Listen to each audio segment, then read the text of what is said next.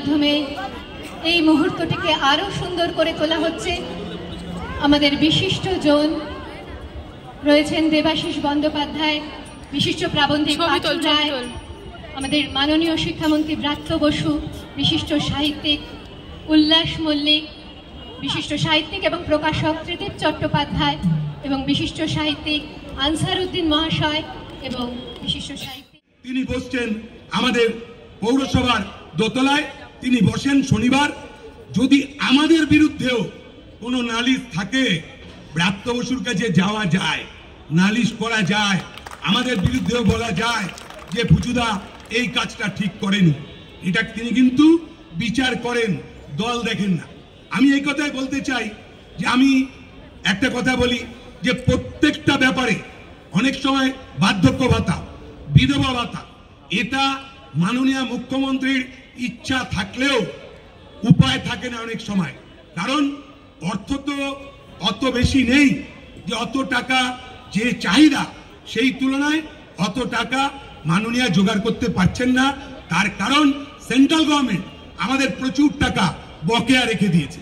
কিন্তু ব্রাত্য বসুর কাছে এসছে, ফিরে গেছে, কোনো সরকারি গেরোয় সেটা আটকে থাকতে পারে, কিন্তু তার পরের মাস থেকে সে যেই ওয়ার্ডের লোক হোক, যে পার্টি করুক, তার পরের মাস থেকেই তাকে ব্যক্তিগত টাকা দিয়ে তার নিজের যে বিধায়কের টাকা, সেই টাকা অর্থাৎ বিধায়ক তহবিল না, তার যে মায়না, তার যে স্যালারি, সেই স্যালারিটার থেকে তিনি কিন্তু প্রত্যেকটা মানুষের সেই বিধবা ভাতা, বার্ধক্য ভাতা থেকে শুরু করে পড়াশোনার টাকা, প্রত্যেকটা বিষয় তিনি কিন্তু সজাগ দৃষ্টি রাখেন।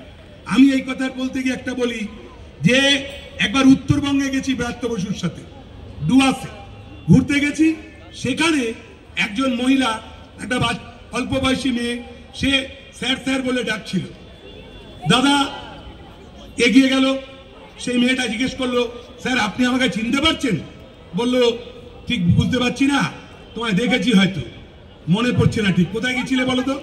বললো আপনি যেখানে বসেন, আপনি তখন আমাদের ওয়ার্ডে বসতেন, আমি আপনার কাছে গেছিলাম, তখন আমি স্কুল ফাইনাল পাস করেছিলাম, আমি তখন আপনার কাছে গেছিলাম আমার পড়াশোনার সাহায্যের জন্য।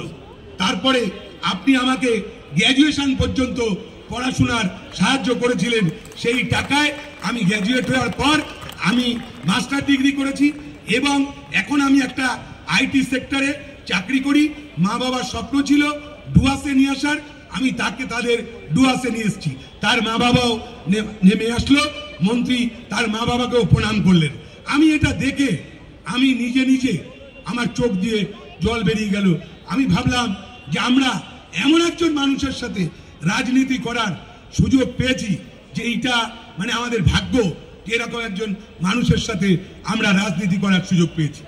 আমি তাই বলবো দমদমের মানুষকে যে আমাদেরও প্রত্যেক দিন আমরা কিন্তু একটাই কথা বলি, আমি আমার ওয়ার্ডে যাদের এই ব্রাত্য বসু শুধুমাত্র এইটা করেছে তা না, শুধুমাত্র মানুষের মস্তিষ্কের খিদে না, পেটের খিদেও, শুধু এই যে বই পড়ার জন্য বার্ধক্য ভাতা, বিধবা ভাতা তা না, তিনি কিন্তু পুরোপুরি সরকারি নিয়ম মেনে আইন কানুনকে মাথায় রেখে তিনি কিন্তু প্রচুর মানুষের, আমি বলছি পেটের ভাতের ব্যবস্থা করে দিয়েছে সরকারি বেসরকারি সমস্ত জায়গায়। তিনি টিভিতে বলেছেন অ্যাটেন্ডেন্স করার কথা, কিন্তু সেইগুলো নিয়মের মধ্যে থেকে তিনি কিন্তু বারবার করেছেন। এই অঞ্চলের মানুষ জানে যে কত মানুষ এখন এই মমতা বন্দ্যোপাধ্যায়ের আমলে, ব্রাত্য বসুদের আমলে সরকারি চাকরি পেয়েছে। হ্যাঁ, নিয়ম মেনে তার যোগ্যতাতেই পেয়েছে, কিন্তু এটাও তো ছিল যে এই যোগ্যতা থাকা সত্ত্বেও সিপিএম আমলে আপনি চাকরি পাননি। সিপিএম আমলে একই যোগ্যতা থাকাকালীন আপনি কিন্তু চাকরি পাননি। কেন? আপনি সিপিএম করেন না, আপনার সিপিএম এর কোনো নেতা আপনার কাছে আসে না, আপনি সিপিএম এর নেতার কাছে পৌঁছাতে পারেননি। সিপিএম এর নেতারা আপনি অন্য দল করেন বলে আপনাকে চাকরি দেয়নি। কিন্তু আমি এটা দেখাতে পারি যে আমার এলাকায় এইখানে অনেক মানুষ আছে যারা এখনো বামপন্থীর সাথে যুক্ত বা বিজেপি করে, তারাও অনেক মানুষ চাকরি পেয়েছে।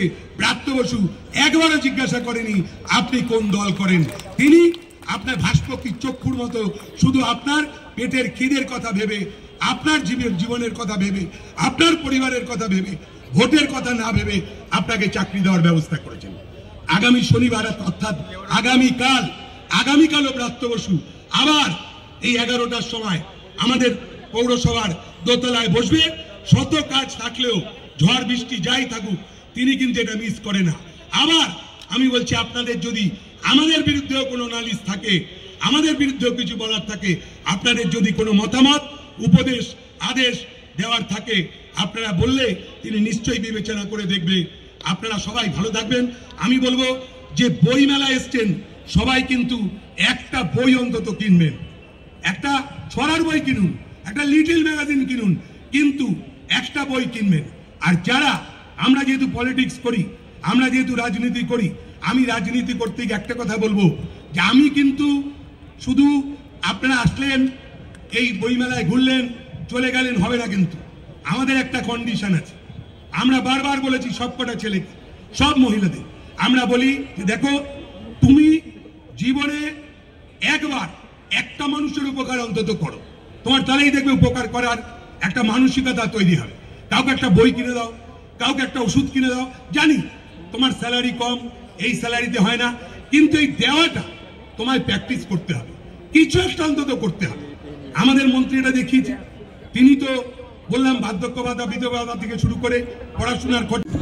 যে দমদম মেলা এতদিন চলছে, অনেক লোক আসুক, বই কিনুক, বই পড়ুক, এটাই। আমিও তো একটা বই কিনলাম, নেক্সাস। এটা পৃথিবীতে সবচেয়ে সাধারণ জাগানো বই, আপনারাও পড়ুন। কত বাড়ছে জনসংখ্যা জায়গায় আটকে। বইমেলা তো আমি একটু আগে বললাম যে বইমেলা আমাদের বইমেলার একটা আমাদের অনেকগুলো এখানে সাংস্কৃতিক মেলা হয়। আমি দেবাশিস বন্দ্যোপাধ্যায়কে ধন্যবাদ জানাবো, পৌর প্রতিনিধি। বইমেলা আমাদের এখানে এবার গত 2 বছর ধরেও দায়িত্ব পেয়েছে, এবং তারপর বইমেলা সম্পূর্ণ একটা চেহারা আমাদের এখানে পাল্টে গেছে। কিন্তু সমস্ত বই আসে, দারুণ দারুণ প্রকাশকরা এখানে আসে, এবং দমদম কেন্দ্রিক একটা সন্নিহিত এলাকার প্রচুর বই প্রেমী মানুষরা, পুস্তক প্রেমী মানুষরা এখানে আসেন। সবাইকে আমি এখানে আসতে আহ্বান জানাবো।